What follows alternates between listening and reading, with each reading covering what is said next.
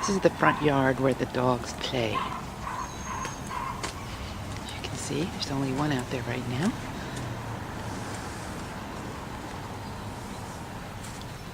See him over there?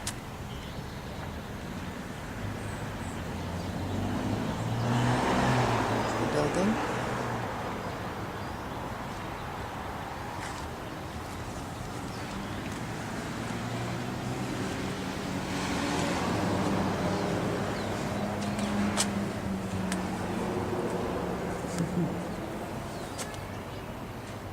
Just hanging out, the little doggies. Okay. So this is Rita, and she's about 1 year, maybe 10 months to 1 year old, and she's a Jack Russell, and so we named her Rita J. Russell. And you can see on her coat, she's got these splotches here, when she must have been living under a car, and she was covered in grease.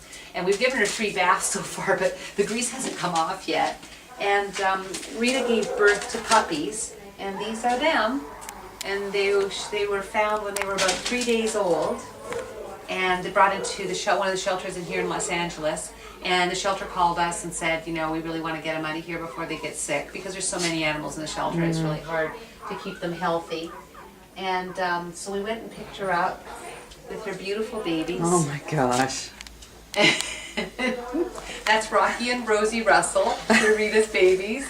And we always name the puppies with the same initial as the mother so that we can remember years later which litter was which. And in about 6 weeks they're going to be available for adoption. They're just not quite 3 weeks old yet.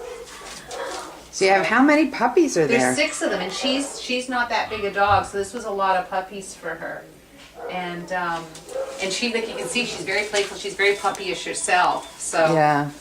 But Wow. anyway, so that's one of our mummies right now. Everywhere you look, there's dogs and cats. This is Claudia and Diana, our 2 fabulous receptionists.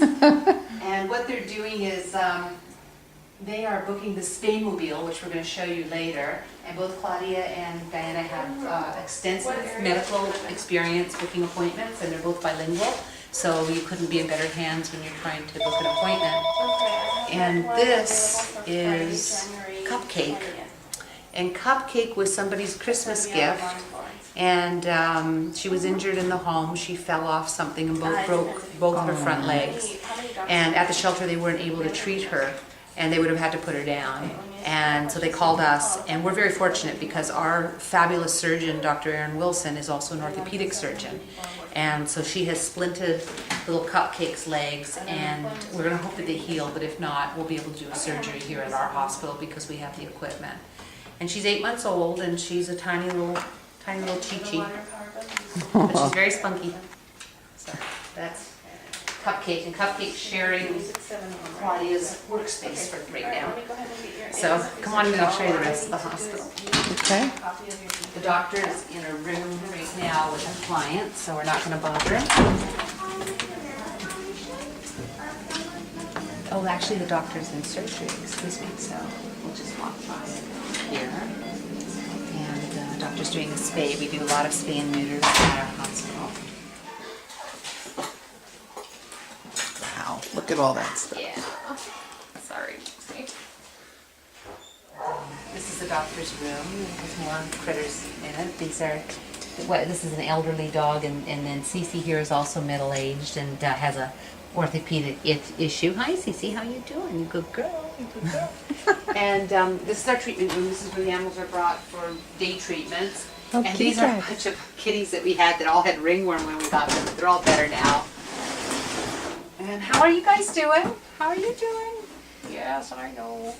Everybody's happy. So how many animals, like how many cats and how many dogs do you have? It's just cats and dogs. It's just cats and dogs, no llamas or rabbits or anything. On any given day, we have in the neighborhood of 30 cats and 60 to 70 dogs. We usually have about 100 animals in our care.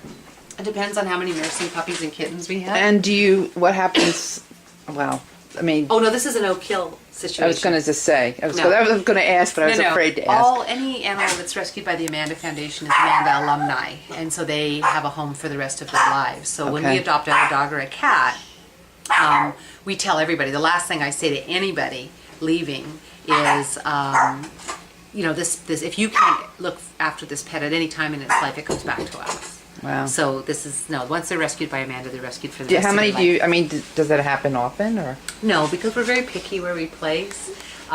We visit the homes before the animals go to the homes, and we talk to people about what their expectations are about having a pet. And you know, most people are reasonable. These are day patients. These are patients that came in today and had different surgeries. This little dog belongs to a low-income family, and he was very, very ill. You can't see him too well. Okay, okay, doll. He came in and he had a broken pelvis and a ruptured kidneys, and the family was very low income, and we were able to take care of that for them at a much reduced price.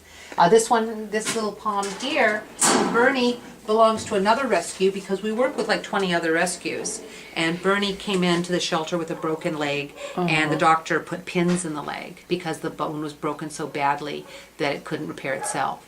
So one of the ways that we help other charities is that we give them a reduced veterinary cost, and that way they can let their veterinary dollars go farther. Hey, sweetie. Sweetness. They're all so good. Never met one I didn't like. And then we have our critters in the kennel.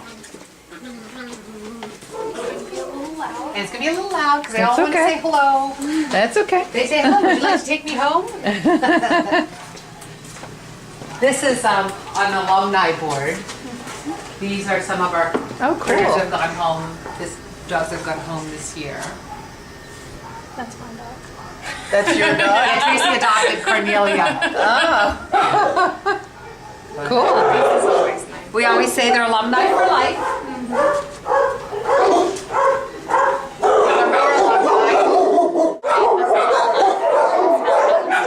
This is a typical dog. You know, he was very cute. You see how scary he looks? Watch this. Shorty. You don't fit in the hospital. Oh, you look so sad. These two love each other.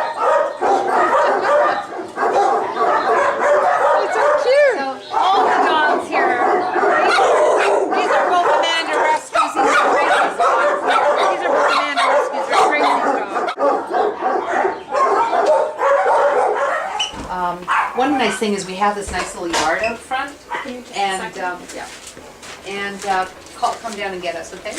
And so the dogs that don't jump the fence are allowed to be in the yard all day, which is great because they get to be socialized and people walking by see them, and often somebody will come in and say, hey, is that little white dog available or whatever? Yeah. And it's a good way for us to get them adopted, and it's also nice for them to socialize. A lot of the dogs we get, their Get whole some life has been sunshine in and fresh air. Yeah. And Now the ones in the kennel get walked 3 or Yeah. 4 times a day, but the ones in the yard, it's very nice for them to be in the yard like this.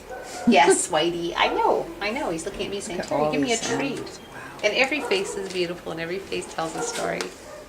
Our younger kitties. And hello. we utilize these display racks because the kitties like to climb on things. And these are so Yeah. great because we can clean these easily and, keep it nice and clean, and they they love like to it. run around. This one has 3 legs, that's Pistol, but you would never know it because she gets around like, when she has 4, she doesn't even know that she has 3. Such a good Wow, that's cool. Yeah. And that way they She's- can hang and play. Was she born that way? No, she was hit by a car. Oh. She was hit by a car, and the family brought her in, and they didn't have any money to pay for the amputation. So we said, okay, well, we'll do the amputation, and we did it. And then we said, okay, we'll keep her for a few weeks and let her get back on her feet and stuff. And then after they had, You're sweet. after we called them to tell them that she was ready to go home, they said, did we talk to the kids? They don't really want a cat with 3 legs. Oh boy. So we said, okay, fine, we'll find her another home. Oh, too bad.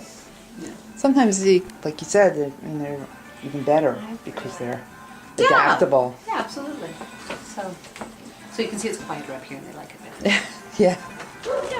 This is a state-of-the-art mobile clinic. It's the fanciest one in the country. There's a digital scale here that pulls out from here in the bottom. And this is our refrigerator for our antibiotics and vaccines. This is called an autoclave that sterilizes the instruments. This is a wet table. This is where the animals are prepared for surgery. All of our pets are given a pre-op shot, and then they're intubated. There's a cheaper way to do it, but we don't do it a cheap way. We do it the best way. And then we have 2 operating tables. So the doctor will finish one surgery and the nurse will come to take that patient. And by that time, there's another one on this table. And the doctor will finish this surgery. And when he's finished, there's another one on that table. Wow, And they go so back and forth. constantly. 35 to 50 surgeries a day. Wow. We've never turned away an animal because it was too fractious or too big.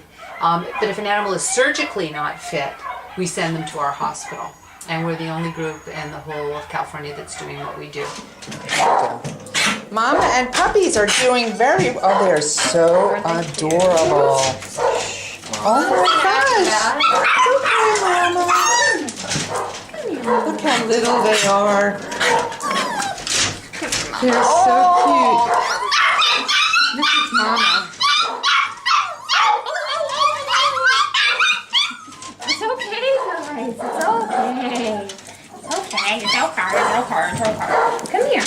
Come here. Do they go out like every day? Or? The mama gets walked about 5 times a day. The puppies can't really go out because they haven't been vaccinated yet. I see. And it's dangerous for them. Here you go. Oh, that's good. She likes that. Okay.